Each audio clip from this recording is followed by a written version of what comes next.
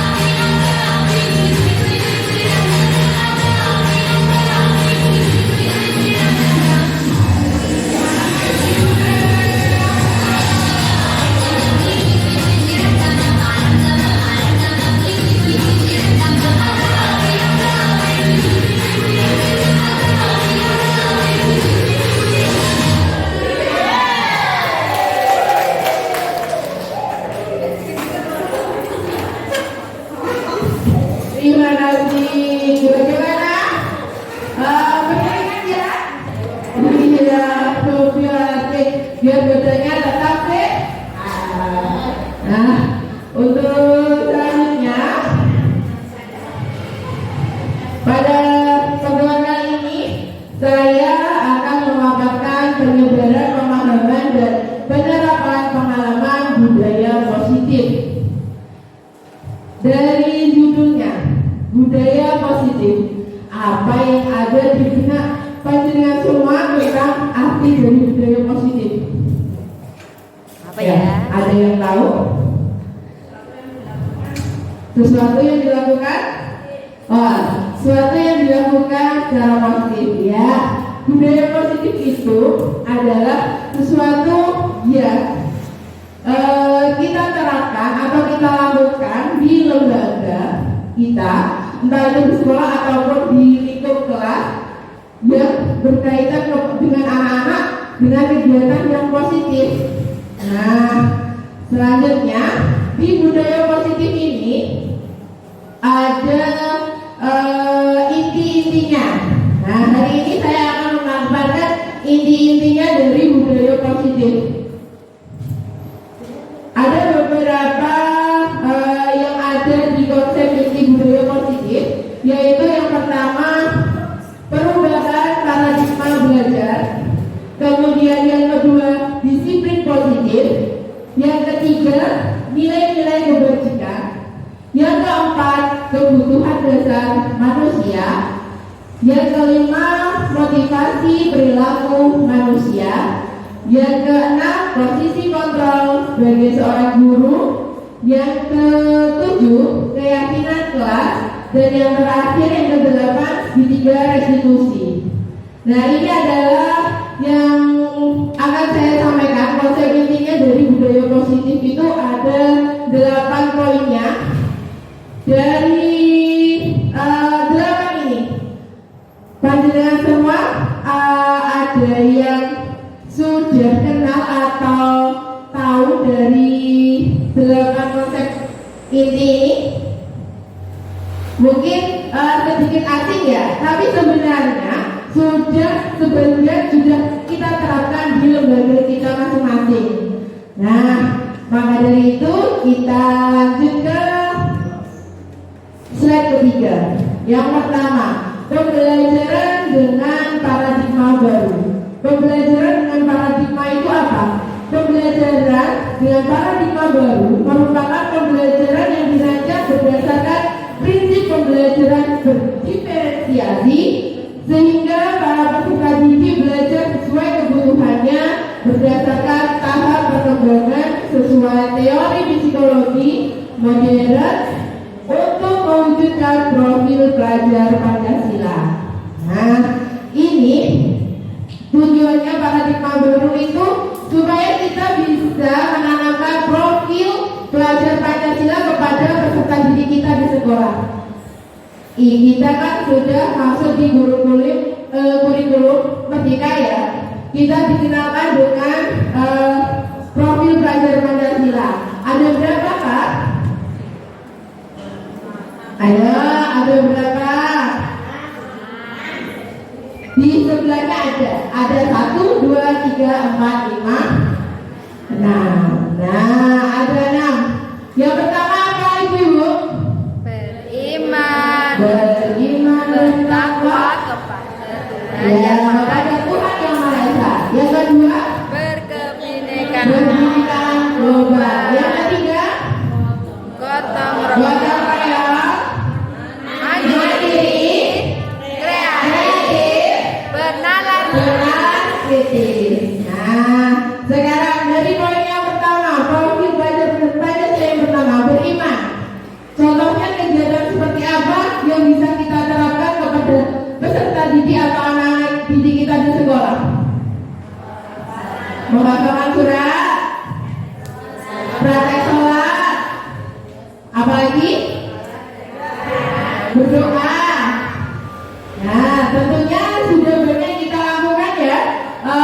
Apalagi kita sekarang dituntut untuk lebih kreatif dalam memberikan pelayanan kepada peserta didik. Nah, agar kita juga memiliki poin penting di masyarakat. Oh, ini loh, lembaga ini sudah bagus meskipun tidak basicnya agama tapi juga diajarkan agama. Nah, jadi kita juga memancing poin-poin yang positif dari masyarakat agar kita juga tidak kalah saing dengan lembaga-lembaga yang elit yang sudah memiliki nama besar ya. Kemudian berbinekaan global. Contoh kegiatannya apa Ibu? Oke, mengajak anak-anak untuk kegiatan mengenal negara ya. Terus apa lagi? Saat kegiatan merayakan kemerdekaan kita ada, itu juga termasuk berbinekaan global, mengenalkan negara kita kepada anak-anak agar anak-anak cinta Indonesia. Selanjutnya bergotong royong, kegiatan apa? Oke, cuma bersih bisa bekerja sama dalam hal apa Bu Win? Oke, soal bermain kita kenalkan gelar kerjasama. Terus apa lagi? Bergotong royong dalam hal apa lagi? Banyak ya. Misalkan ada kegiatan apa itu bersih-bersih di sekolah misalkan. Kita kenalkan mengenal lingkungannya biar bersih itu bagaimana. Kita ajak untuk kerja bakti ya. Kalau bahasa di SD kerja bakti ya. Kalau kita cuma bersih atau bersama dengan Jumat Sehat setelah selesai olahraga bisa. Selanjutnya kreatif. Ya, apa yang ada kegiatan kreatif seperti apakah? Oke, kata putusnya membuat hasil karya dari bahan bekas ya. Apalagi untuk anak usia dini ya Ibu, untuk sedang TK, PAUD KB, PAUD SPS, kita dituntut untuk memberikan pembelajaran dengan bahan-bahan bekas yang kita bisa manfaatkan. Contohnya apa yang ada? Bahan rospan ya, batu-batuan ya. Iya, bisa kita buat banyak sekali karena memang pembelajaran untuk anak usia dini adalah pembelajaran dengan bermain yang menyenangkan. Selanjutnya bernalar kritis. Kegiatan seperti apa bernalar kritis? Ya, bernalar kritis. Anak-anak bisa memecahkan suatu masalah, misalkan ingin mengajarkan apa ya, kegiatan kognitif misalkan. Nah, anak-anak kadang menyusun puzzle itu ada yang ada yang mudah bagi anak, ada yang susah, sulit. Nah, itu juga termasuk kalau anak-anak bisa bernalar kritis, dia akan mencari tahu. Oh, ini nanti sebenarnya seperti ini tadi di awal. Nanti dia akan belajar memasangkan dari satu keping, dua keping, kalau salah diulang lagi. Nah, selanjutnya mandiri. Kegiatan seperti apa yang bisa kita berikan kepada anak didik kita tentang mandiri? Melepas sepatu. Dari kebiasaan memakai sepatu sendiri, makan sendiri. Iya, itu sudah termasuk pembiasaan saat kita di sekolah ya Ibu. Apalagi anak TK membawa bekal dari rumah, kita bisa mengajarkan anak-anak untuk makan sendiri saat di sekolah.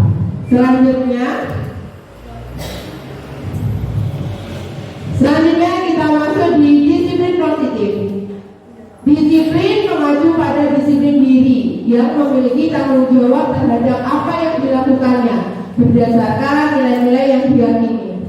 Disiplin positif merupakan salah satu cara penerapan disiplin yang bertujuan untuk menumbuhkan kesadaran serta memberdayakan peserta didik tanpa imbalan, penghargaan, reward, ancaman atau hukuman.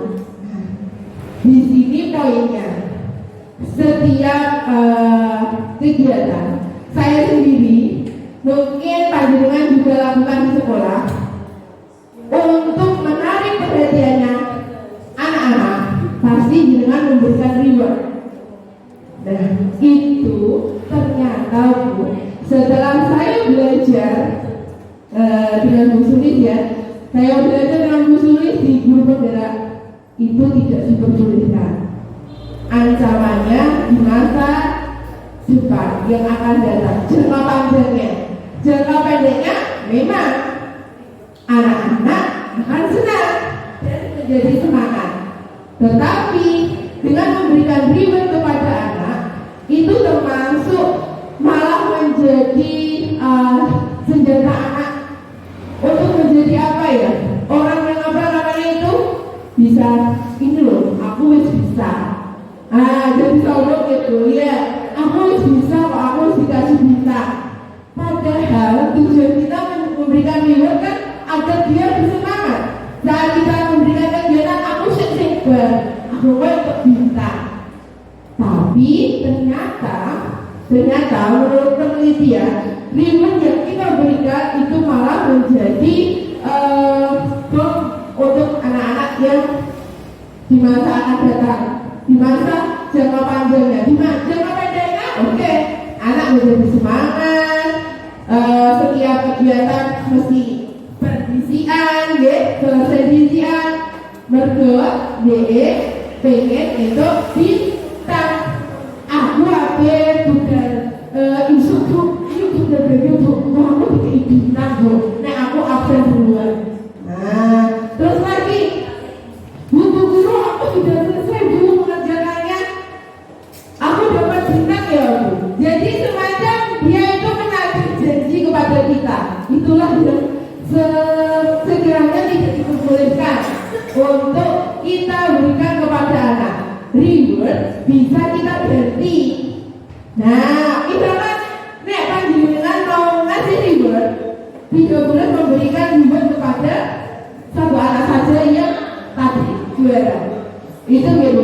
Jadi semuanya yang misalkan mau ngasih reward kita, semuanya dikasih, semuanya diberikan hadiah. Untuk apa? Untuk menghargai hasil dari anak-anak di panjenengan.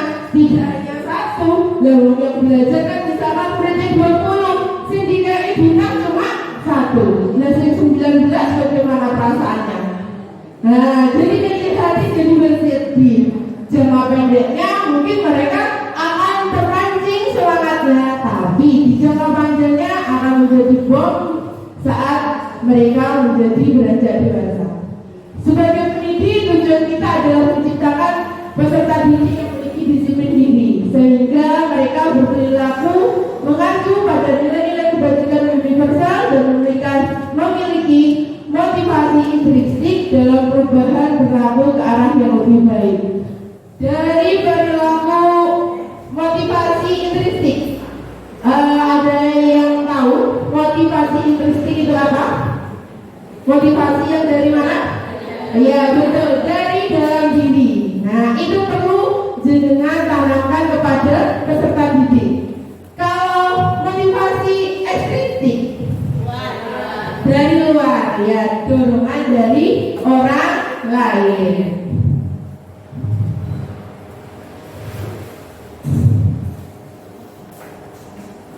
Selanjutnya nilai-nilai kebajikan. Nilai yang disepakati bersama, lepas dari suku bangsa, agama, bahasa maupun latar belakangnya.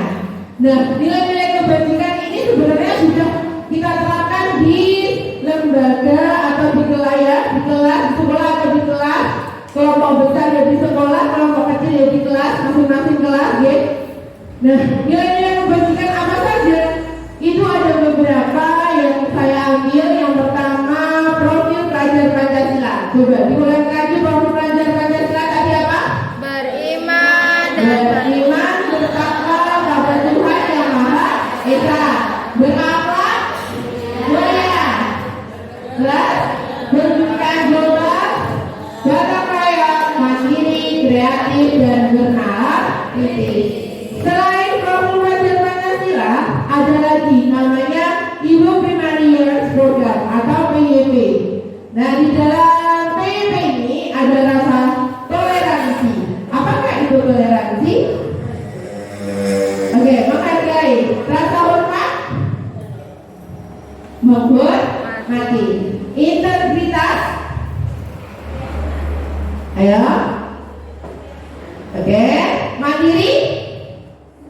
Ya. Menghargai, terus antusias, empati. Kalau empati apa empati? Memiliki empati itu apa? Oke, ikut merasakan ya. Keingin-tahuan jelas ya. Kreativitas, kerjasama, percaya diri dan komitmen. Kalau komitmen, ya kalau komitmen itu apa? Memiliki apa komitmen? Ya kita harus memiliki komitmen. Makanya seperti itu ya. Kita juga harus menanamkan komitmen kepada anak. Komitmen. Ya kalau ya harusnya komitmen itu seperti bertanggung jawab, hampir sama. Selanjutnya keterampilan hidup atau life skill. Nah, keterampilan hidupnya bagaimana? Dapat dipercaya, lurus hati, pendengar yang baik, tidak merendahkan orang lain, memberikan yang terbaik dari yang kita miliki dari diri. Nah, sebenarnya dari nilai-nilai kebajikan ini sudah kita terapkan dari anak masuk di sekolah, sudah kita terapkan. Contohnya, setiap datang anak-anak selalu apa tadi? Salam, salim, gitu ya. Karena apa? Kita sudah membiasakan setiap hari. Kalau anak-anak lupa, pasti kita selalu mengingatkan kan. Ayo tadi sudah salim apa belum? Nah, oh iya belum.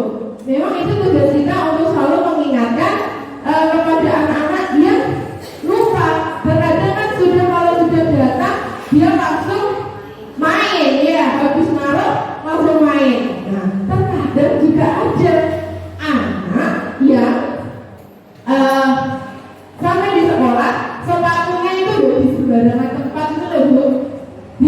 Dia apa ya? Wes blok renisor, tasnya ya ditaruh di bawah di lantai, pasti itu ada kan?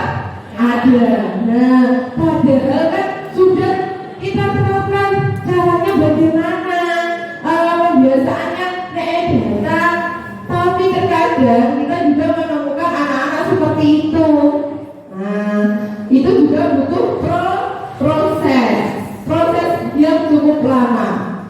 Nah, dari ini semua kita sudah menerapkan di sekolah kita masing-masing tentunya, karena pembelajaran nilai-nilai kebajikan ini wajib kita berikan kepada anak-anak di sekolah.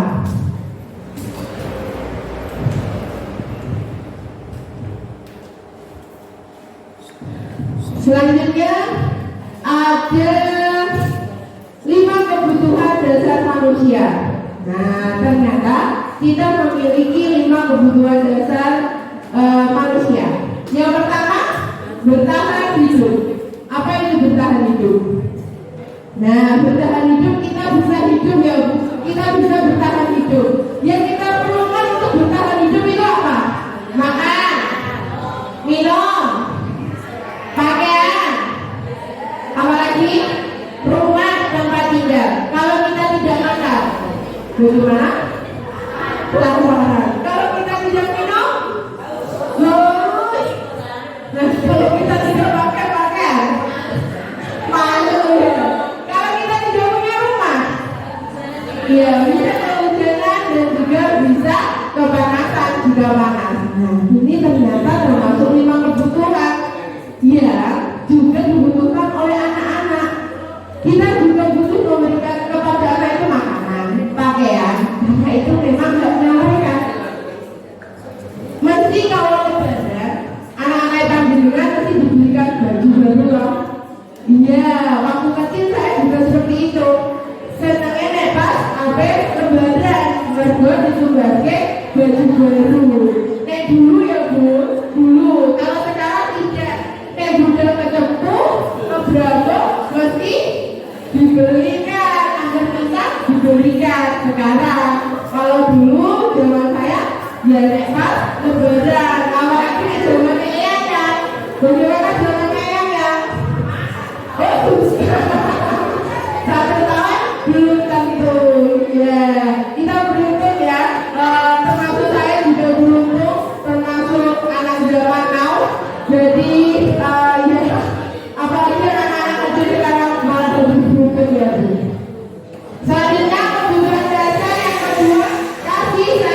dan rasa diterima.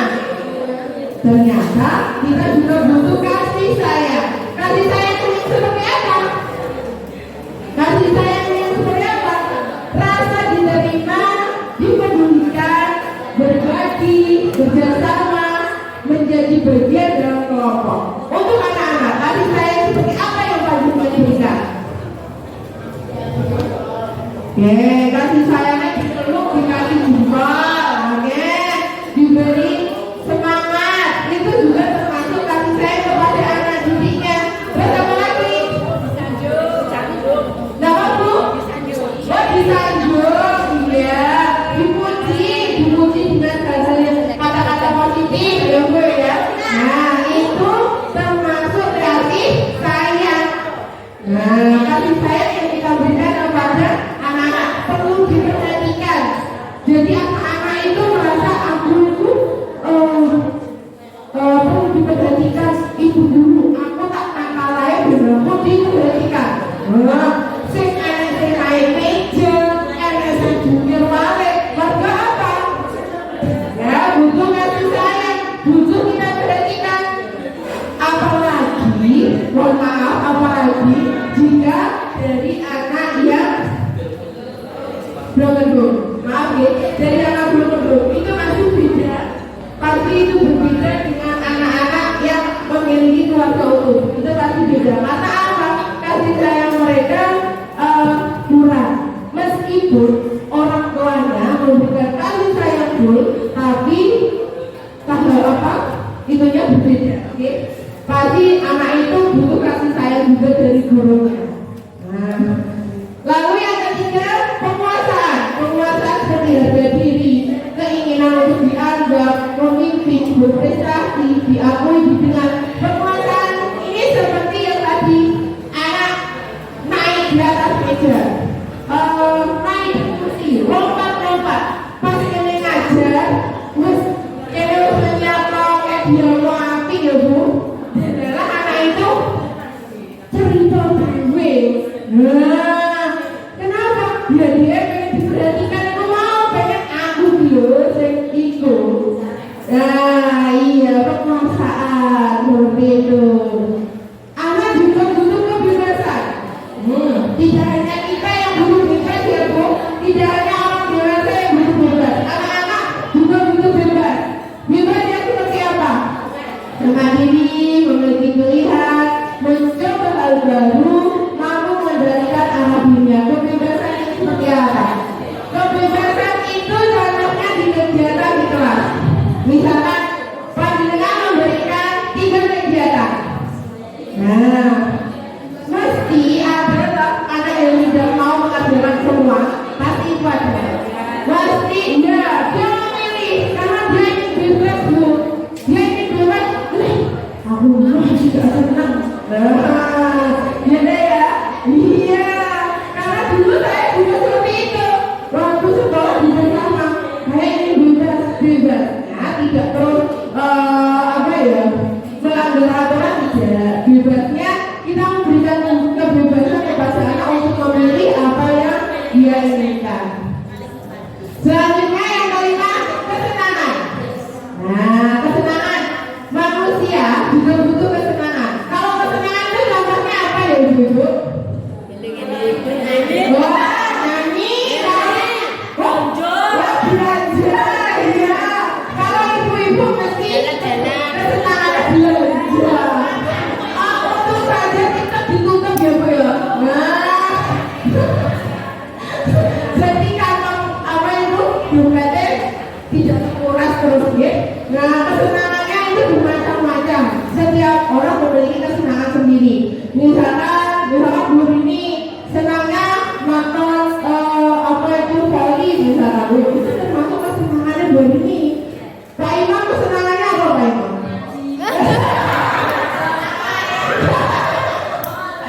Oh iya, saya senang drama ya. Pak Imam yang termasuk senang drama ternyata. Iya, paling itu tidak tahu yang ada iya. Iya, kalau saya sudah pensiun sama drakor ya, terus begitu nggak ada waktu untuk masuk ke drakor Selanjutnya tadi motivasi perilaku manusia. Ada berapa? Ada dua. Yang pertama motivasi intrinsik. Motivasi ini yaitu untuk menjadi orang mereka inginkan, yang mereka inginkan, dan menghargai diri sendiri dan nilai-nilai yang mereka percayai. Intrinsik itu yang dari mana tadi? Dari dalam, dari diri kita sendiri. Kayak kita tidak sadar, ya berarti kita belum punya motivasi intrinsik. Contoh, misalnya di sekolah, jam masuk jam berapa, Bu? Oke, kita mulai jam berapa? Kalau belum memiliki motivasi intrinsik, gurunya akan berangkat jam berapa kira-kira? Jam 8 lewat. Iya. Jika seorang guru belum memiliki motivasi intrinsik, akan berangkat jam 8 lebih atau jam 8 tek baru sampai di sekolah. Tapi jika seorang guru sudah memiliki motivasi intrinsik, akan berangkatnya jam sebelum anak-anak datang, gurunya sudah ada di sekolah.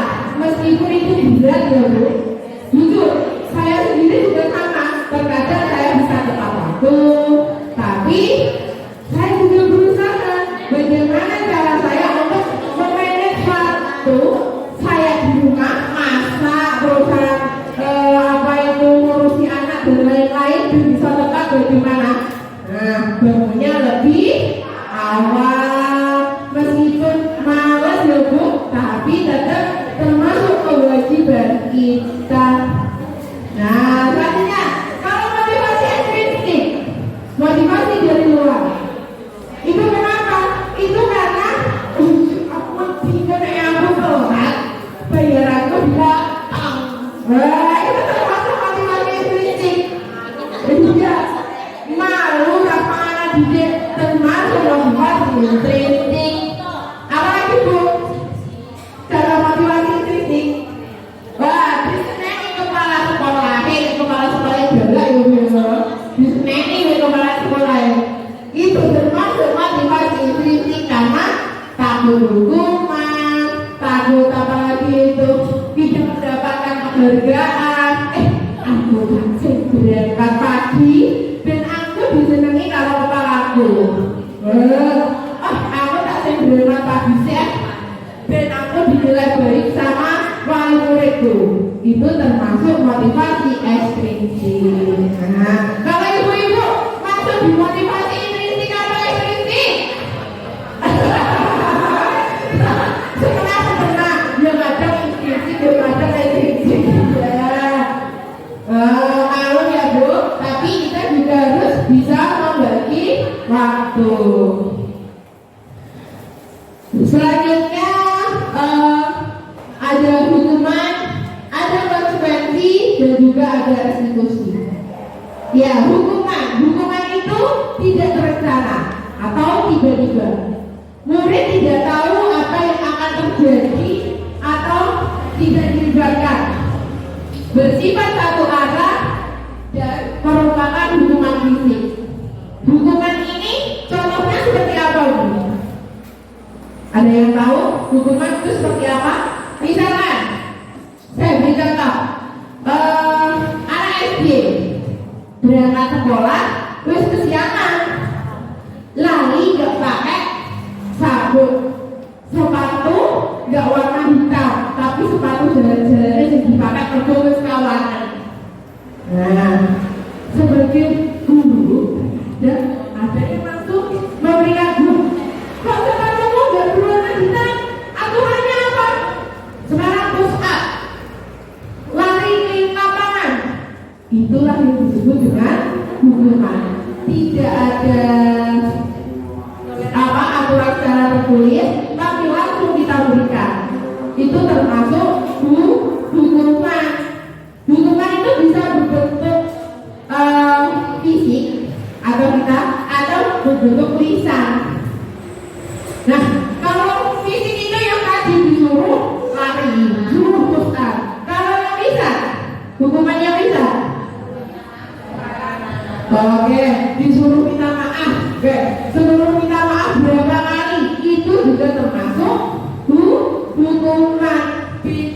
lagi dengan konsekuensi. Kalau konsekuensi itu terencana atau disepakati sesuai aturan. Murid tetap dibuat tidak nyaman jika guru selalu memonitor murid. Contohnya, termasuk konsekuensi. Misalkan ada anak yang membuat sampah sembarangan. Konsekuensinya sudah kita buat sebelumnya. Jika ada anak yang melanggar, konsekuensinya mereka harus menyapu, membersihkan. Itu termasuk konsekuensi karena sudah kita buat sebelumnya di peraturan. Nah, itu tidak disebut dengan hukuman. Karena apa? Karena sudah terencana. Kalau hukuman tidak terencana, kita melihat anak itu melakukan kesalahan, langsung kita beri hukuman, itu disebut hukuman. Selanjutnya restitusi. Restitusi yaitu proses menciptakan kondisi bagi murid untuk memperbaiki kesalahan. Proses kolaboratif yang mengajarkan murid untuk mencari solusi sendiri. Kalau restitusi ini kita menjembatani, Bu. Jadi anak itu kita ajak untuk berbicara. Kita menyelesaikan, misalkan contohnya anak terlambat pergi ke sekolah. Dengan restitusi, apa yang kita lakukan? Kita tanya, kita dekati anak itu. Ya, alasannya kenapa dia bisa terlambat? Iya, menstabilkan identitasnya, menanyakan validasi tindakan yang salah. Apa yang kamu lakukan itu salah apa betul? Jika anak itu menjawab salah, berarti dia sudah tahu dia salah. Lalu tugas kita apa? Meyakinkan kalau perbuatan itu kan salah. Bagaimana kita memperbaikinya? Nah, kita memaksa anak untuk mencari solusinya sendiri. Oh iya, Bu, saya akan lebih lagi. Saya akan membunyikan alarm di HP saya, Bu, di HP ibu saya, Bu, jam bebek saya, Bu. Itu termasuk restitusi. Selanjutnya keyakinan kelas. Nah, apa toh keyakinan kelas itu? Keyakinan kelas adalah kesepakatan yang sudah dibuat bersama dengan anak-anak di kelas maupun di sekolah. Sebenarnya kita sudah membuat, tapi namanya berbeda. Ya, Bu, namanya peraturan kelas.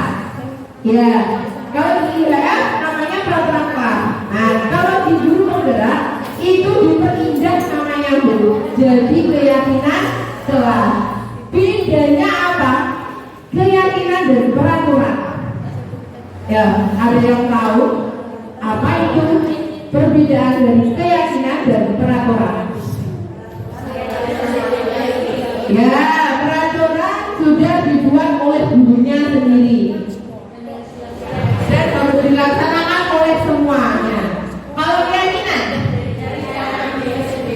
oke, kalau keyakinan dari diri sendiri, saya jelaskan. Kalau keyakinan itu dibuat bersama dengan anak didik. Contohnya di kelas, berarti kelompok saya B2, saya membuat keyakinan kelas bersama B2. Nah, dan harus disepakati oleh semua kelas di kelompok B2 saja, karena yang membuat B2. Keyakinannya seperti apa? Nah, dibuat dengan kata positif, singkat dan mudah dipahami, sesuai dengan kondisi di sekolah. Semua warga sekolah dilibatkan dalam membuat keyakinan. Contohnya, kalau peraturan biasanya ada kata jangan membuang sampah sembarangan. Kata yang baik untuk keyakinan kelas, buang sampah pada tempatnya. Jangan berbicara kasar, ya. Jangan berbicara kasar. Kalimat berbicara sopan. Jadi kalimatnya kita singkat padat tapi memiliki arti. Nah, sebenarnya sudah kita terapkan, namun kita buat sendiri, kita sesuai ning kelasku iku urut apa iku jenenge urut mandiri. Tak gawe peraturan mandiri. Oh, ning kelasku isih berantakan. Nek bulan-bulan tak gawe mainan apa itu merapikan mainan sendiri. Itu termasuk peraturan karena kita yang membuat. Kalau keyakinan kelas seperti contoh di samping ini, saya membuat keyakinan kelas di kelas saya. Saya membuatnya tidak terserah saya beda. Jadi kan keyakinan itu kalau berarti antara guru dan anak saya suruh untuk menggambar. Tapi sebelumnya sudah saya jelaskan apa itu peraturan keyakinan. Seperti peraturan ya Bu, gini ya, tapi anak-anak sih gambar sendiri. Nah, jadi ini variasi gambarnya. Enek sing gandeng kancane. Tak tanya, iku gandeng berarti apa? Aku sayang teman Bu. Enek sing gambar iku gawe botol minum iki apa? Aku berbagi makanan Bu. Ya saya tulis di situ. Ada yang membuat papan tulis. Apa itu dari papan tulis? Kan anak-anak belum bisa menulis ya. Saya tanya, apa? Ternyata memperhatikan guru. Ternyata imajinasinya anak-anak itu ya banyak ternyata. Dia bisa menggambarkan tapi belum bisa menuliskan. Itu keyakinan kelas yang sudah saya buat. Jadi anak membuat sendiri, terus kita bacakan kepada anak-anak. Terus kalau sudah setuju, anak-anak saya suruh untuk mengecap jempolnya. Nah, digambar sebelahnya. Jadi tandanya nek dicap berarti sudah disepakati ya. Itu keyakinan kelas. Jadi perbedaannya kalau keyakinan kelas dibuat bersama-sama. Kalau peraturan dibuat sendiri oleh guru. Selanjutnya segitiga restitusi. Segitiga restitusi adalah suatu proses dialog yang dijalankan guru atau orang tua agar dapat menghasilkan murid yang mandiri dan bertanggung jawab. Segitiga restitusi ini ada 3 tahapan. Yang pertama, menstabilkan identitas. Yang kedua, validasi tindakan yang salah. Yang ketiga, menanyakan keyakinan. Ini sebenarnya kita sudah menerapkan dulu, tapi tidak sesuai tahapannya. Contohnya ini, misalkan ada anak yang tertekan, mesti cara kita kan pertama mengerai, ya mengerai bertanya. So ada apa? Kenapa dia sekarang? Kenapa dia berantem? Aku dulu ini Bu. Nah, terus tanya lagi saya dan kenapa dia berantem? Nah, itu disebut dengan segitiga restitusi. Cuma kita tidak melalui tahapannya, tapi langsung. Nah, langsung apa itu? Oh, ini salah kamu berarti. Misalkan itu. Dan bagaimana harus bagaimana? Minta maaf. Sebenarnya sudah kita terapkan, cuma kita tidak tahu prosesnya. Saya pun juga baru tahu sekarang Bu. Ya jadi baru tahu sekarang. Kalau sebelumnya ya tahu, tapi ya cuma penyelesaian saja. Tapi kalau sekarang kita harus memahami nama yang menstabilkan identitas, terus validasi tindakan dan menanyakan keyakinan.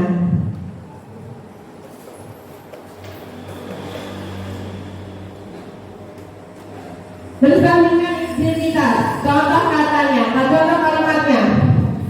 Yang pertama, membuat salah itu wajar. Tidak ada manusia yang sempurna. Ibu bapak juga pernah melakukan itu. Atau ibu bapak tidak mau mencari siapa yang salah, tapi hanya ingin mencari solusi dari permasalahan ini. Kamu berhak merasa begitu. Itu jadi kita menstabilkan anak itu tidak emosi.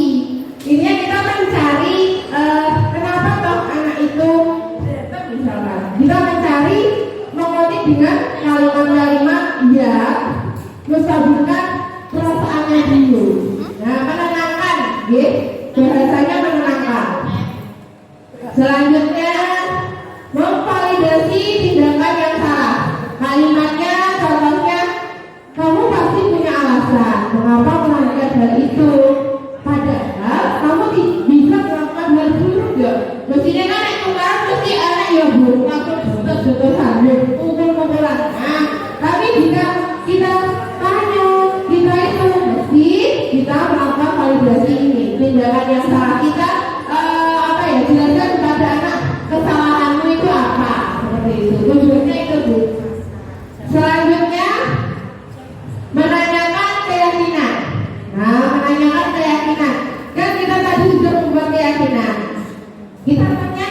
dengan yang mana yang kamu langgar. Misalnya seperti itu.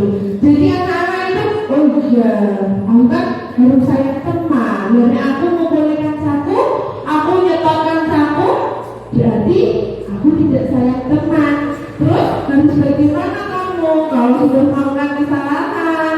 Aku harus minta maaf. Nah, dengan proses itu anak akan belajar. Oh iya ya, kalau aku berbuat salah, aku harus mencari tahu kesalahanku yang mana dan bagaimana caraku untuk menyelesaikan masalah itu. Jadi segitiga restitusi itu membantu kita untuk menyelesaikan masalah-masalah yang ada di sekolah. Ini ada contoh cuplikan video pendek yang sudah saya lakukan di sekolah, yang mana ini juga termasuk tugas dari demonstrasi kontekstual yang saya lakukan. Sebenarnya ya banyak sekali masalah yang kita temui di sekolah, tapi saya mencari yang sedikit mudah dan tentunya menguras tenaga untuk membuat ini. Karena apa? Namanya anak kecil ya Bu. Kalau anak besar kan dikasih tulisan terus anak-anak bisa baca ya, maksudnya SD SMP bisa, TK kan belum bisa, harus kita pancing apa dia itu kadang ada yang masih malu-malu.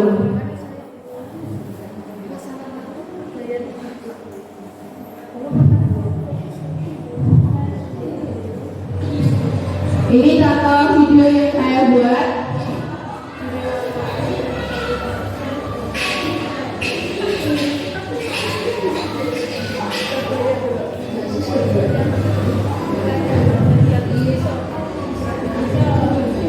Jadi kasus ini tiba-tiba dia pergi meninggalkan temannya karena mau mainannya berdua, jadi ditinggal dewe.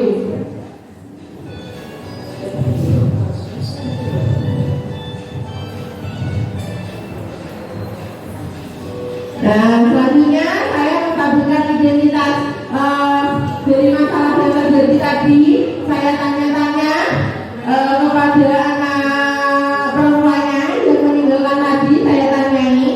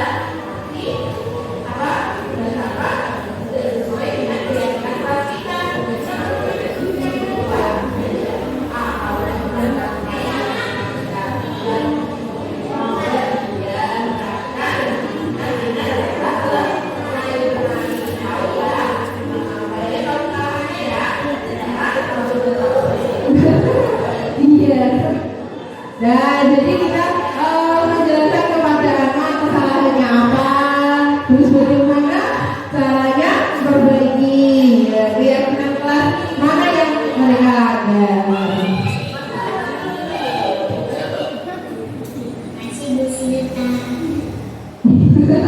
Ya, itu tadi termasuk cuplikan dari video yang sudah saya buat, dan itu butuh proses saat mengetik ya Bu, karena anak-anak itu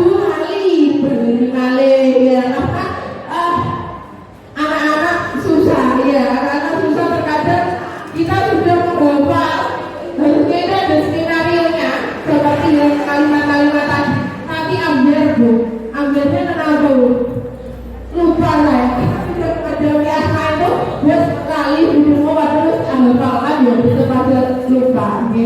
Nah, dari ini semua kita dengan detik ya, kalau sekarang kita harus berusaha untuk memberikan layanan yang terbaik untuk anak-anak di sekolah.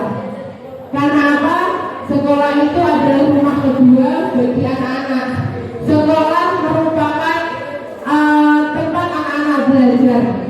Jadi kita harus memberikan rasa aman, nyaman saat anak-anak di sekolah. Tidak bosan itu bagaimana caranya? Nah, itu termasuk PR bagi kita. Semoga kita ke depannya bisa memberikan yang terbaik untuk anak didik kita. Karena apa? Guru itu sepanjang saya harus memberikan yang terbaik untuk anak-anak. Kita harus menuntun anak-anak sesuai dengan kodrat zamannya, kodrat alamnya. Kita harus menuntun dan mengikuti perkembangannya anak. Misalkan anak ini tidak bisa ini, kita tuntun biar anak bisa ini, biar anak mampu ini, biar keterampilannya motoriknya. Kita harus bisa memberikan layanan yang terbaik untuk anak didik kita di sekolah. Selanjutnya kita masuk di sesi terakhir. Sesi terakhirnya umpan balik. Ada umpan baliknya. Bagaimana perasaan Bapak Ibu setelah mendapatkan paparan tentang budaya positif? Nah, terus kemudian tindakan apa yang akan Bapak Ibu lakukan di sekolah atau di kelas setelah memahami materi dari budaya positif? Oke, nah jadi hari ini nanti setiap guru akan saya beri bikin update kertas kecil sesuai dengan pertanyaan ini. Bagaimana perasaan Bapak Ibu setelah mendapatkan paparan tentang budaya positif dan tindakan apa yang akan Bapak Ibu lakukan di sekolah tahun semua? Monggo. Dengan sulit ya. Ya. Kita pulang. Kayak kerjaan ya.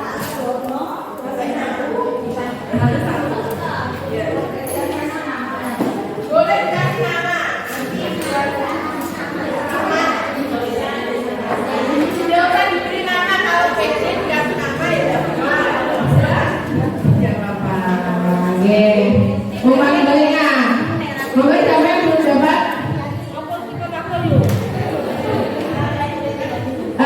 Bagaimana perasaannya? Ya, bagaimana perasaan yang setelah mendapatkan budaya positif? Lalu tindakan apa yang panjenengan akan lakukan di sekolah setelah mengetahui dari paparan budaya positif ini? Ya, dikasih pertanyaan. Nah, dikasih pertanyaan tanggapannya. Nah, nanti akan saya jadikan dokumentasi. Nanti ini dokumentasi. Ya, boleh dikasih nama, boleh tidak. Boleh dikasih nama, boleh tidak.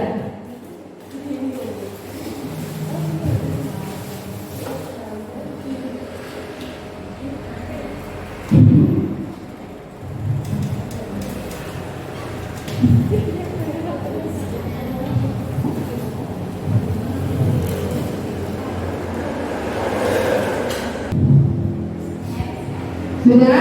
Oke, terima kasih yang sudah memberikan umpan balik. Saya ucapkan terima kasih untuk hari ini. Pesan saya, jadilah guru yang hebat. Hebat yang apa? Keluar dari zona nyamannya panjenengan. Memang enak, sekarang kita sudah nyaman saja. Tapi malah kita keluar dari zona nyaman kita. Cobalah hal-hal baru. Jangan pernah takut kata budaya. Karena kesempatan tidak akan datang dua kali. Jadi kita harus tetap semangat, keluar dari zona nyaman, kita tiba ilmu setinggi-tingginya. Karena apa? Ilmu tiada batas dan tidak harus bayar atau gratisan. Kita bisa belajar di YouTube, ya, bisa belajar di Instagram, bisa belajar dari Facebook, bisa belajar dari webinar dan seminar. Kita tunjukkan kalau kita tidak kalah dengan guru-guru di kota-kota besar. Nah, meskipun kita guru di desa, kita tunjukkan kita bisa. Oke, semangat.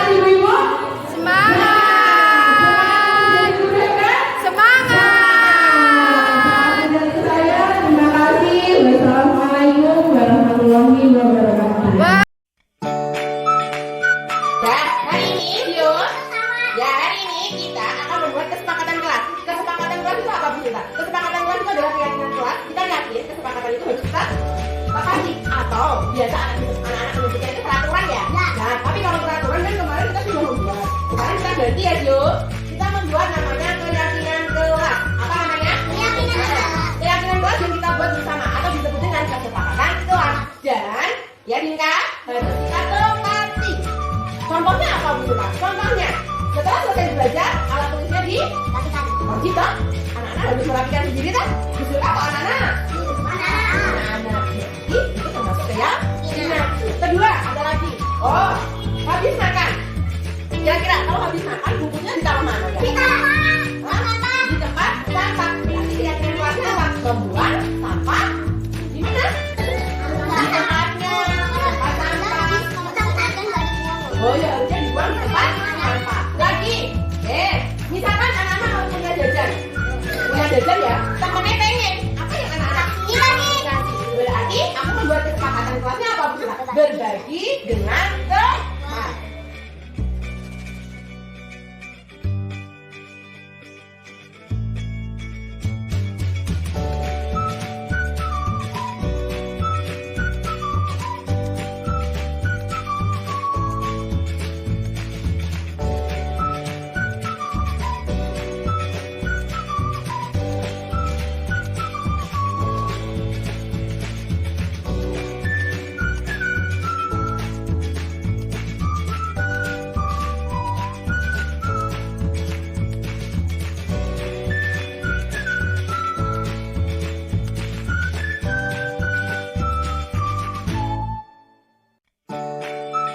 Kita lihat yang pertama, keyakinan kelas atau kesepakatan kelas kita bersama yang kita sudah buat. Punya Lutfi. Apa Lutfi?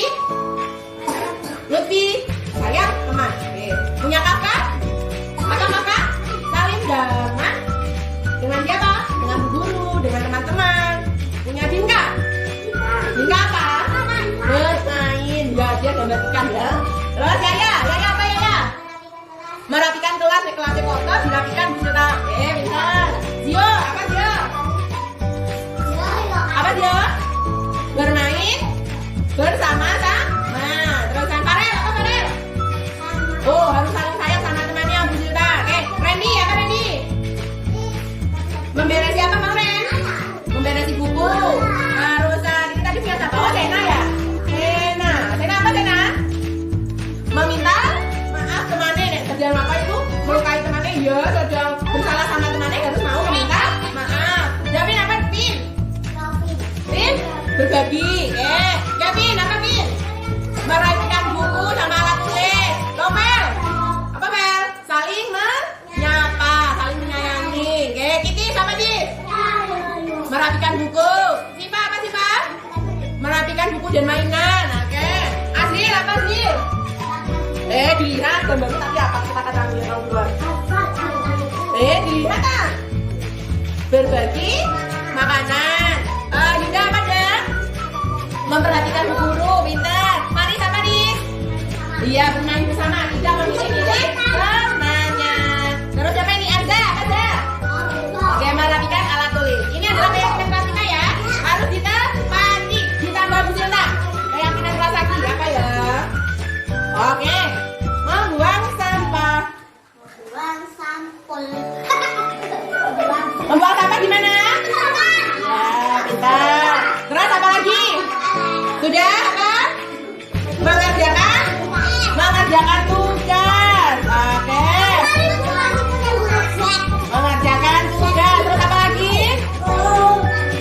Sudah berbagi, sudah sayang teman, sudah apa? Apa ya? Sudah membuang sampah, mengerjakan sudah. Apa mengerjakan tugas sudah? Apa ya? Berdoanya bagaimana? Berdoa sungguh-sungguh.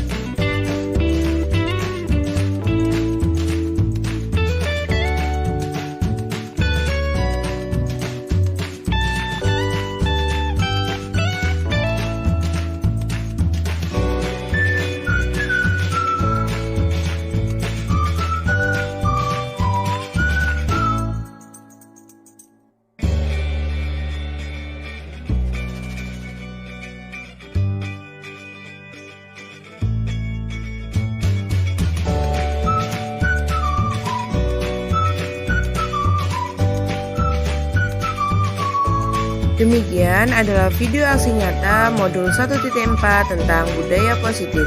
Semoga bermanfaat ya. Wassalamualaikum warahmatullahi wabarakatuh. Terima kasih.